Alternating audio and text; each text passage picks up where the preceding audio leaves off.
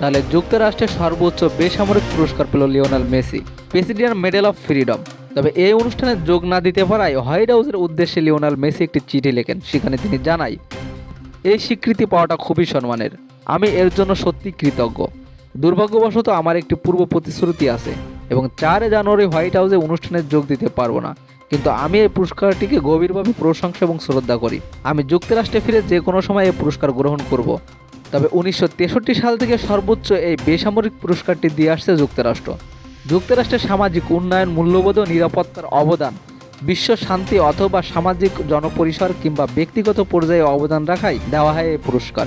Lionel Messi এই পুরস্কারের জন্য নির্বাচিত হন বর্ণাঢ্য ফুটবল ক্যারিয়ারের বাইরে গিয়ে লিওনেল মেসি ফাউন্ডেশনের মাধ্যমে শিশুদের স্বাস্থ্য ও শিক্ষা খাতে কাজ করার জন্য। একই সাথে তিনি আন্তর্জাতিক সংস্থা ইউনিসেফের শুভেচ্ছা দূত হিসেবে কাজ করে। প্রথম কোনো পুরুষ ফুটবলার হিসেবে যুক্তরাষ্ট্রের প্রেসিডেন্ট মেডেল অফ অনার এই পুরস্কারটি তিনি পান, তবে ফুটবলার হিসেবে তিনি দ্বিতীয়। এর আগে 2022 সালে যুক্তরাষ্ট্রের কিংবদন্তি নারী ফুটবলার মেগান রাপিনো প্রথমে এই পুরস্কার পান, সেটিও হোয়াইট হাউসে বাইডেনের কাছ থেকে তিনি গ্রহণ করেছিল। গতকাল মেডেল প্রদান অনুষ্ঠানে মেসি বাদে নির্বাচিত 19 জনের বাকি সবাই উপস্থিত ছিল। অনুপস্থিত শুধু মেসি, ব্যস্ততা সূচির কারণেই তিনি এই পুরস্কারটি গ্রহণ করতে পারেননি। তবে এক বিবৃতিতে হোয়াইট হাউস কর্তৃপক্ষ জানিয়েছে, হোয়াইট হাউস বিষয়টি প্রথমে ফিফাকে জানায়, এরপর তারা মেসির ক্লাব ইন্টার মায়ামিকে জানায়। তবে এটি ডিসেম্বরের শেষের দিকে।